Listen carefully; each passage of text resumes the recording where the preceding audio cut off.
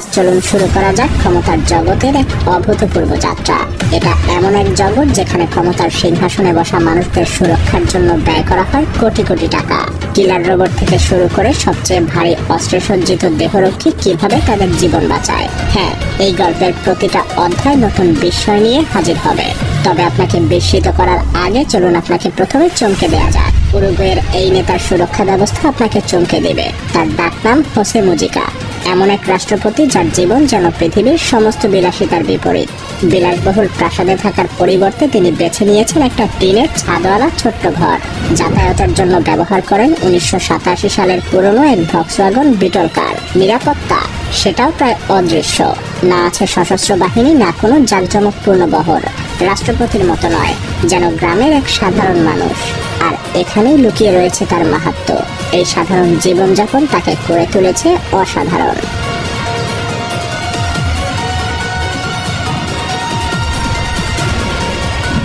এবার চলুন শুরু করা যাক আপনাকে বিস্মিত করার অধ্যায়। এমন একজন রাষ্ট্রনায়ক যার সুরক্ষায় সবসময় লেগে থাকে একটা সুবিশাল সামরিক বাহিনী, অথচ সুরক্ষার এই বলয়ও কখনো কখনো ভেঙে পড়ে। ফ্রান্সের রাষ্ট্রপতি ইমানুয়েল ম্যাক্রোর জীবন যেন সেই উদাহরণ। ম্যাক্রোর সুরক্ষায় আছে আধুনিক মোটরকেড, সশস্ত্র দেহরক্ষী, এমনকি নিরাপত্তা বাহিনীর বাইসাইকেলও তাকে ঘিরে থাকে। কিন্তু তবুও তার জীবনের প্রতিটা দিন নতুন নতুন চ্যালেঞ্জ এসে হাজির হয়। জনতার মাঝে দাঁড়ালে তিনি যেন পরিণত হন এক চলমান লক্ষ্যবস্তুতে। ডিম ছোড়া, টমেটো নিক্ষেপ, এমনকি একবার জনসমক্ষে চড়ও খেতে হয়েছে তাকে। কিন্তু এমন নেতাও আছেন যারা নিজেরাই তাদের নিরাপত্তার সংজ্ঞা বদলে দেন। তাদের উপস্থিতি, তাদের কাজ সবকিছুই যেন এক অদ্ভুত শক্তি বহন করে। ফিলিপাইনের প্রেসিডেন্ট রদ্রিগো দুতার্তে এমনই এক চরিত্র। একদিকে কঠোর শাসন, অন্যদিকে এক সাধারণ মানুষের মতো জীবনযাপন। মোটরসাইকেলে চড়ে বন্ধুদের সঙ্গে রাস্তায় ঘুরে বেড়ানো, এটা ছিল তার সবচাইতে প্রিয় কাজ। তবে এই নিরীহ দৃশ্যের পেছনে লুকিয়েছিল এক ভিন্ন বাস্তবতা। তার বাইকের চারপাশে ঘিরে থাকতো সশস্ত্র বাহিনী, তৈরি থাকতো যে কোনো বিপদের মুখে লড়াই করার জন্য। এমনকি তার বহরের দৃশ্য দেখে মনে হতো তারা যেন যুদ্ধক্ষেত্রে যাচ্ছেন।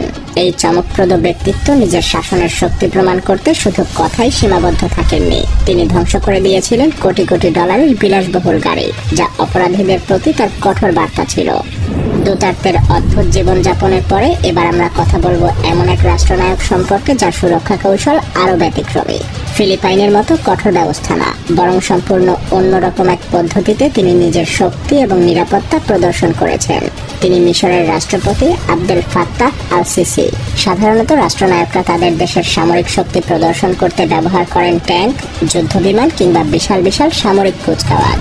কিন্তু সিসি পুরো বিশ্বকে ভিন্ন কিছু দেখিয়েছেন। তিনি মিশরের সেনাবাহিনীকে দেখান সম্পূর্ণ ভিন্নভাবে। বেশিরভাগ সৈন্যকে সামরিক পোশাকের বদলে সাজানো হয়েছিল বডি বিল্ডারদের মতো। সিসির অদ্ভুত কৌশলের পর এবার আমরা সামনে আনছি এমন এক নেতাকে যার সুরক্ষার পদ্ধতি পুরোপুরি এক নতুন মাত্রায় পৌঁছে গিয়েছে।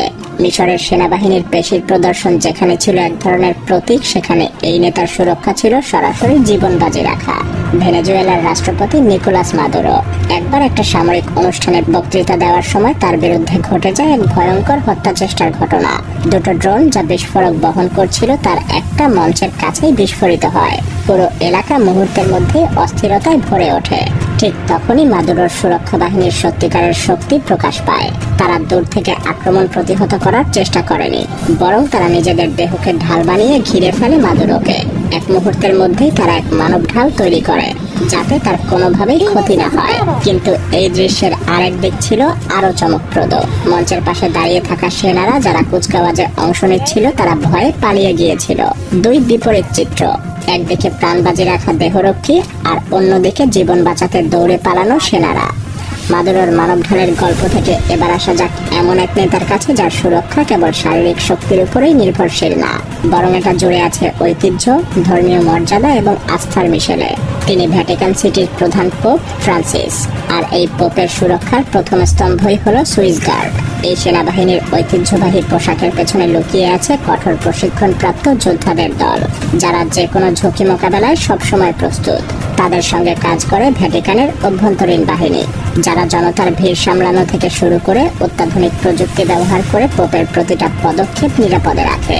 তার সুরক্ষার অন্যতম আকর্ষণ হলো পোপের মোবাইল কার, বুলেট প্রুফ কাঁচে মোড়ানো এই গাড়ি তাকে সাধারণ মানুষের কাছে নিয়ে যেতে সাহায্য করে, অথচ তাকে যে কোনো আঘাত থেকে এটা রক্ষা করতে সক্ষম। এবার আসা যাক দক্ষিণ এশিয়ায়। ভারতের মতো বিশাল জনগোষ্ঠীর নেতৃত্ব দেওয়া মানেই বিপদের আশঙ্কায় সবসময় ঘিরে থাকা, আর সে কারণেই মোদির সুরক্ষা ব্যবস্থা তৈরি করা হয়েছে একেবারে অপ্রতিরোধ্যভাবে। তার গাড়ির পাশে থাকে সশস্ত্র দেহরক্ষী, আর উপর দিয়ে নজরদারি করে হেলিকপ্টার। শুধু তাই না, তার নিরাপত্তায় মোতায়েন থাকে স্পেশাল প্রোটেকশন গ্রুপ, যা অত্যন্ত দক্ষ এবং বিশেষভাবে প্রশিক্ষিত বাহিনী। তবে সবচেয়ে চমকপ্রদ হলো তাদের হাতে থাকা একটা বিশেষ ব্রিফকেস। বাইরে থেকে দেখতে সাধারণ মনে হলেও বিপদের মুহূর্তে এটা খুলে তৈরি হয় একটা বুলেট প্রুফ ঢাল। নরেন্দ্র মোদীর উচ্চ প্রযুক্তি আর পরিকল্পনার সুরক্ষার গল্পের পর এবার আসা যাক এমন এক রাজতন্ত্রের কাছে যাদের সুরক্ষা ইতিহাসের গৌরব আর আধুনিকতার মেলবন্ধন। বলছিলাম ব্রিটিশ রাজ পরিবারের কথা। ইংল্যান্ডের রাজতন্ত্র মানেই এক ঐতিহ্যবাহী শক্তির প্রতীক, কিন্তু এই ঐতিহ্যের সুরক্ষায় যা কিছু করা হয় তা এক কথায় অবিশ্বাস্য।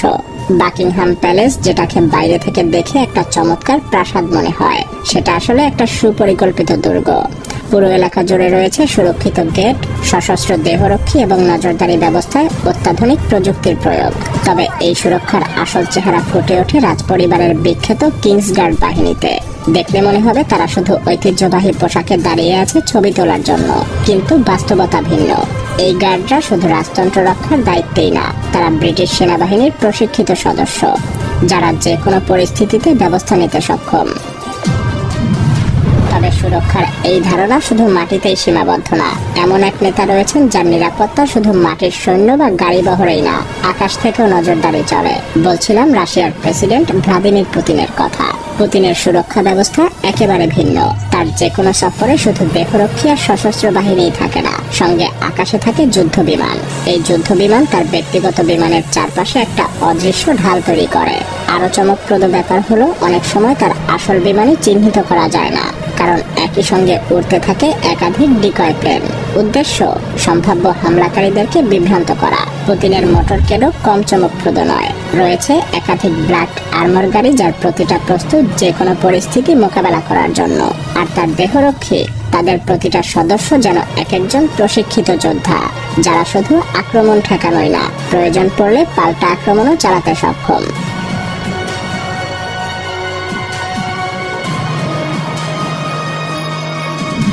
পৃথিবীর সুরক্ষিত নেতাদের তালিকায় নাম উঠতে গেলে শুধু প্রযুক্তি না, প্রয়োজন হয় উপস্থিতির বিশালত্ব। আর এই বিশালত্বের চূড়ান্ত উদাহরণ হচ্ছেন ডোনাল্ড ট্রাম্প। যেখানে সাধারণ রাষ্ট্রনায়করা 80 জন নিরাপত্তারক্ষী নিয়েই সন্তুষ্ট থাকেন, সেখানে ট্রাম্পের নিরাপত্তার জন্য বরাদ্দ থাকে 3 শতাধিক দক্ষ এজেন্ট। তার সুরক্ষায় ব্যবহৃত হয় এক সম্পূর্ণ ব্যাটালিয়নের মতো ব্যবস্থা। শুধু দেহরক্ষী বা মোটরকেড থাকে না, থাকে sniper unit, contra assault term, এমনকি রোবোটিক কুকুরও। মজার ব্যাপার হলো যেখানে ট্রাম্পের নিরাপত্তা ব্যবস্থা একটা আধুনিক দুর্গের মতো, সেখানে শি জিনপিং এর সুরক্ষা যেন পুরো একটা সাম্রাজ্যের প্রতিচ্ছবি। চীনের 70তম প্রতিষ্ঠা বার্ষিকীর সামরিক কুচকাওয়াজে প্রদর্শিত হয়েছিল সেই সুরক্ষার বহর। ট্যাঙ্ক, যুদ্ধ বিমান আর ক্ষেপণাস্ত্র দিয়ে সাজানো এক মহাকাব্যিক দৃশ্য। শি জিনপিং এর সুরক্ষায় নিয়োজিত বাহিনী শুধু প্রশিক্ষিতই না, তাদের প্রতিটা পদক্ষেপ পরিকল্পিত এবং নিখুঁত। এমনকি তার সফর সঙ্গী, অনুবাদক থেকে শুরু করে দেহরক্ষী প্রত্যেকেই কঠোর নজরদারিতে থাকেন। তার সুরক্ষার এই বলয় কেবল তার শারীরিক সুরক্ষা না, চীনের শক্তি এবং স্থিতিশীলতার প্রতীক, যেন তার উপস্থিতি পুরো দেশের ঐক্য আর অপ্রতিরোধ্যতাকে প্রকাশ করে।